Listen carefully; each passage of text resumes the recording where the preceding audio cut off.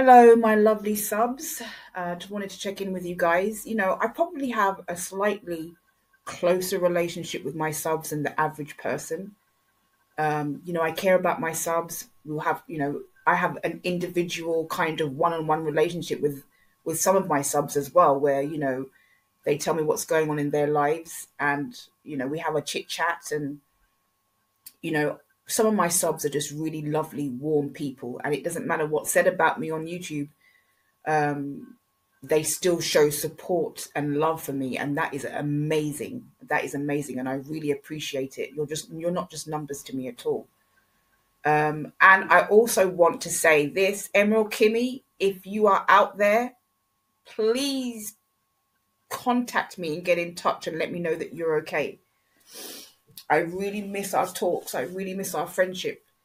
When Bam passed, you are the one that told me, and I really miss that. I really miss that friendship. And I don't know where you are. I don't know what your channel is. I haven't been able to keep up with you, but I remember you're the one that told me, and I really miss you. And please get in contact if you're around. Please just let me know that you're okay. Same thing to Anthony from Australia.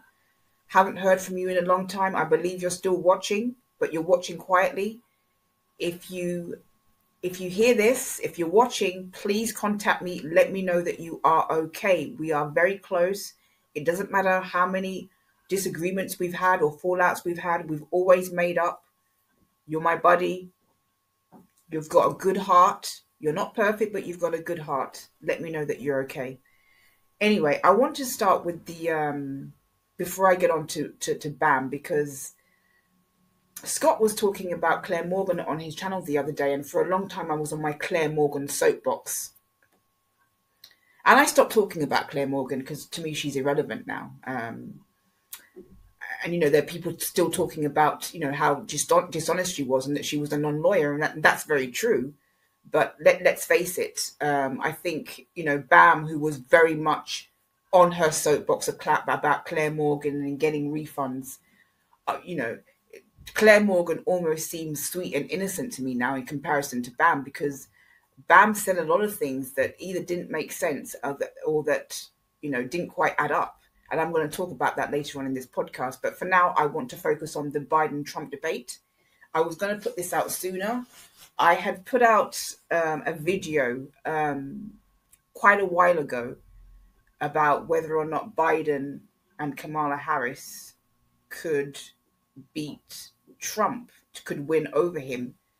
And I think the video stalled at 200 or 300 views. And then eventually, and that's what happens. Sometimes sometimes videos don't hit the algorithm till like a year later. It hit the algorithm like 3 months later after it's stalling at 300 views. And now it's got almost 2,000 views, which is, I'm not saying that's a lot, but it's a lot more than what it stalled at. And I had a lot of Trump supporters comment on that video, saying that there's no way that Biden was going to win over Trump. And obviously there was a lot of contra over Biden winning over Trump. But I have to say, as somebody who was rooting for Biden in this debate and who leans more towards the left when it comes to Biden versus Trump, this debate was a complete embarrassment. And I don't get embarrassed very often. It's very rare that I get embarrassed. Even though I live with anxiety and I've got my insecurities and everything, I've got pretty thick skin. And that's probably because of how I was raised.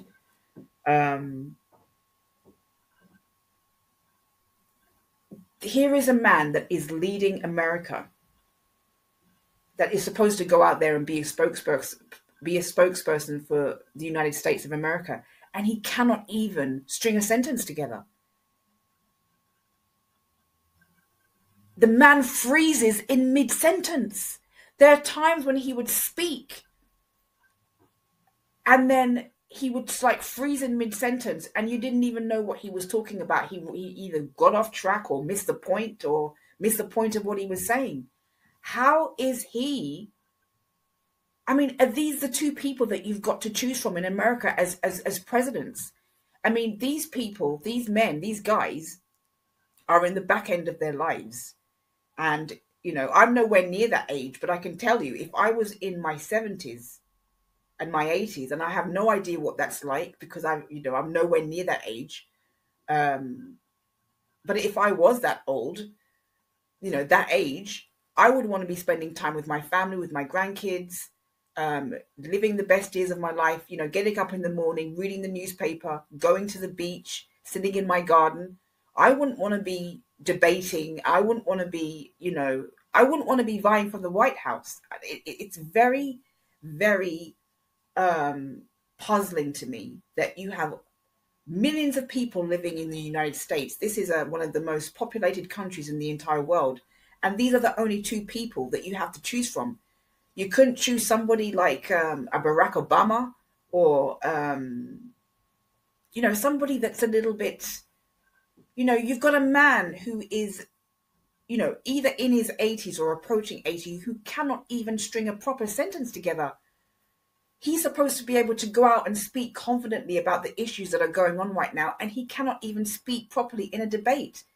This is, and then you've got Donald Trump, who is, obviously, it's obvious, and I've got to admit it, even though I was rooting for Biden, it's obviously the man that is in cognitive decline, just like Bam was in, decline. And Trump is a lot more coherent. I have to admit, I'm not going to sit here and be dishonest, regardless of the fact that I don't want Trump back in the White House. You have somebody who speaks confidently, who can string a sentence together, and what might come out of his mouth might be narcissistic rubbish, but at least he can talk. He can stand up in front of an audience and speak coherently. Biden is not coherent. He can't string a sentence together. These are the two choices you have. You've got two men who are at the back end of their lives, one who I believe speaks coherently and can string a sentence together, but is not entirely honest, to say the least. I'm being kind here. And then you've got one who is obviously in cognitive decline, who can't even string a sentence together.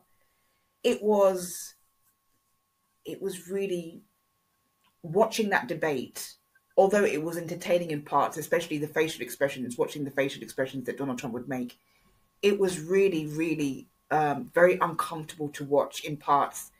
Biden obviously was not prepared. He was obviously not prepared. And people are calling for him to step down. Who's going to replace him? Who would replace him?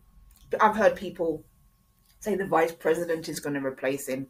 I've heard people say that Michelle Obama is going to replace him. But, what I'm predicting now, and I don't want to be honest, I don't want to, I'm in denial. That's the truth. It looks like there's a very strong possibility, and I know that a lot of people on my channel are Trump fans. There's a very strong possibility that Trump is going to be in the White House. And I don't want that. I didn't want that. But Biden cannot even string a sentence together. He's in cognitive decline. He's incoherent. That debate showed Biden to be incompetent in many areas. Because if you can't even go out and speak in front of the public, what can you do? So I was rooting for Biden. I like Biden. I like our First Lady. I love his wife. I think she's a wonderful woman. She's attractive. She dresses appropriately for the role. She is nurturing. She's had a job for many, many years, or she had a job for many years. She's a productive woman. And I think she's a good woman for him. I like our First Lady, but, this is a guy that cannot string a sentence together. That debate was, it was a joke. It was a joke. Sorry, that's just how I feel. I have to be honest. I'm always honest. And even though I was rooting for Biden, his performance was very disappointing. And that's just the way it is. I put a community post up about my great-grandfather who has passed many years ago. I was born, when I was born, he had already been long gone. Because people are saying, how she can't talk about somebody that's gone. And, well, Bam did, didn't she? She talked about Shanann over and over and over and over again. We can talk about people who meant something to us from our past who have passed on, you know, and some of us might even believe in reincarnation. We can talk about them. We can continue to talk about them. But there's something that I want to address here, because Claire Morgan was brought up. Scott did a video or a live stream about Claire Morgan. And I think it was from an AD old live stream. And there was a part where Sandra Rusek's voice came up saying, you know, Claire Morgan is a dear friend. She's a lawyer. And Scott didn't know who she was. Scott didn't know that that was Sandra Rusek. I wish before he played that live stream that he'd found out who, you know, who that voice came from, because he was like, who's this? And that was Sandra Rusek. But I will say this, I'm happy to see that Scott's doing another case, and that, you know, he's doing very well with it. And I hope that his channel grows and grows and he does very well with that case. He continues to do well with that case, to prove to his detractors that he's not just AD. And I agree. I think he's done too many videos on AD. I think that he spent too much time on AD. But people really genuinely are drawn to Scott. And he's charismatic. He is very intelligent. Yes, I'm a bit biased, but he is. He's charismatic. He's very intelligent. And, you know, he doesn't need to do AD videos to, you know, to gain traction. He's doing something else and he's doing very well with it. And I'm very pleased to see that. Anyway, I'm a bit off track here. So, you know, I've been criticized for talking about BAM, but, you know, I wonder if those same people criticize BAM for talking about Shanann. But I also want to talk about many of the things that BAM said, whether it was fact or fiction, because there's a lot made about how Claire Morgan wasn't a lawyer and how she was this and she was that, and that she wasn't entirely honest. And I was on my soapbox about it for a very long time. I completely admit that.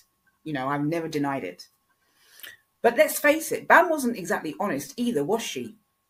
Let's go through some of the things that she said. And this is not all of it. I'm only scratching the very surface here. And she claimed she was a model. I doubt that very much. Nothing to substantiate that claim.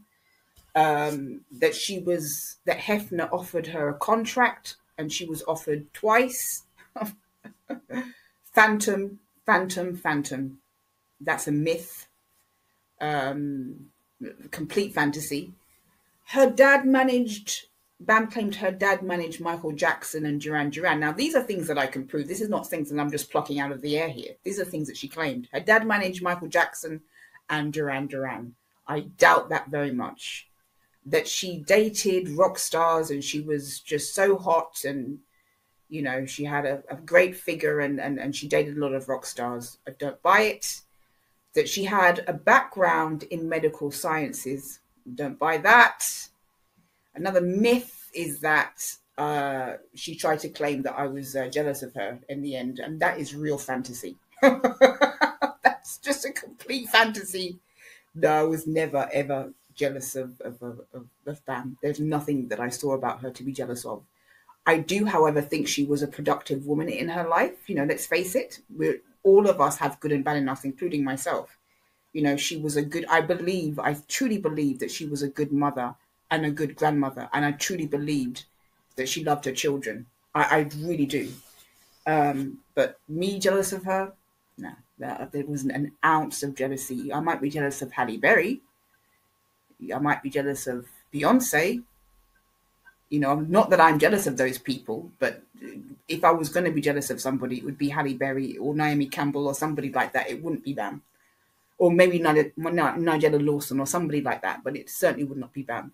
Another myth out there is that I was somehow, you know, I feared her in some way. I was never afraid of BAM. I told her I said when she was here, I made a video titled "I Wasn't Talking About BAM," where I called her out on the Emma Kenny thing. She was here then. That was before she was taken down. And I said, you know, this idea that, you know, this fantasy that you have that Emma Kenny wants your content, that she would want to use your content or need to use your content. This Emma Kenny is somebody who has like 200,000 subscribers.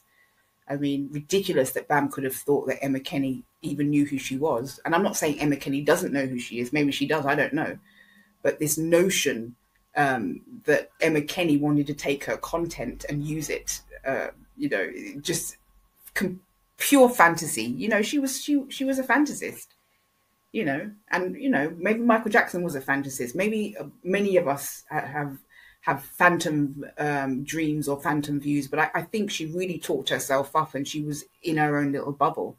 And I don't know, I wonder if how much of it was really genuine and how much of it was really just false bravado.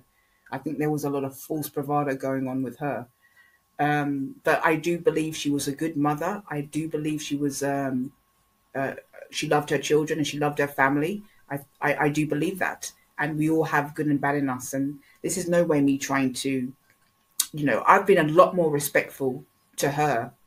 I've been very respectful, and there's a lot more to come. I've been very respectful to her in comparison to how she treated others, particularly Shanann and the family. So, Claire Morgan was a non-lawyer. But, if we're going to talk about Claire Morgan's not being completely the genuine article, I don't think that BAM was the genuine article either. So, and there's a lot of people who really supported her who want to point fingers at the other side and say they're not honest. Well, the person that you loyally supported wasn't exactly honest either. And I think they knew that. But, she was a good mother. She cared about her family. She was a productive woman. We all have our flaws, including myself. I am just delighted with my little Buddha feature here in the living room. I've had dreams of living in California, Florida, particularly Miami. We used to travel to Jamaica, and I know Jamaica's hurricane thing has been all over the news recently. But when I was a kid and we used to travel back to Jamaica on holiday to see family and to have a vacation, we used to have to stop at Miami Airport to get to Jamaica. And, so for many years, I fantasized about living in Miami. I thought Miami was the place for me at that time because it was full of Latinos. It was Jamaicans as well. And I'm a mixture of all of that stuff. I'm a bit Latino. I'm Black, African. I'm Irish. I'm English.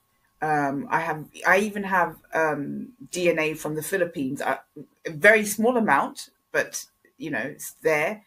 I've got Taino and Arawak ancestry. I've just got so much different ancestry in me, and Miami seemed like a melting pot. And I've also thought about living in Jakarta. I have a dream of living in Jakarta, which will never happen. It's just a pure dream. And I definitely would want my Jakarta apartment to be full of Buddhas. But anyway, the last part of the podcast is going to be a little bit more relaxed, laid back. And I'm going to talk about Euros and 2024 Euros. And I'm going to talk about Ronaldo and Bellingham. And I'm going to go fast with this because, I'm winding it down. England haven't been playing well, and that's the truth. And I was very disappointed in the recent matches of England and Portugal. I'm rooting for England and Portugal.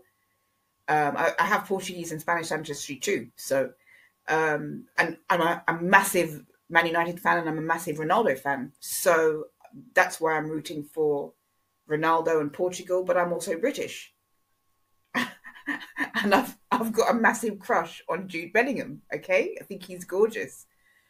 And I think he's also talented. And, the goal he came up with in the last seconds of that game saved England. But up until then, they weren't playing well. And I'm very nervous about the matches ahead. I get very emotional when it comes to football. I want the teams that I support to win. And both England and Portugal are not playing up to their abilities and their talents, as far as I'm concerned. It just so happens that we've got a genius on both sides. Ronaldo's a genius, but he hasn't performed. And Bellingham is a genius, but I still think he could do better. So I'm looking forward to the Euros. I'm trying to enjoy my summer. I'm trying to not let anxiety take over. And I'm enjoying my salads. I'm enjoying my food, and I'll share that with you. I baked these delicious cookies the other day, and I'm going to share that with you soon. And I'm just trying to enjoy the rest of the summer.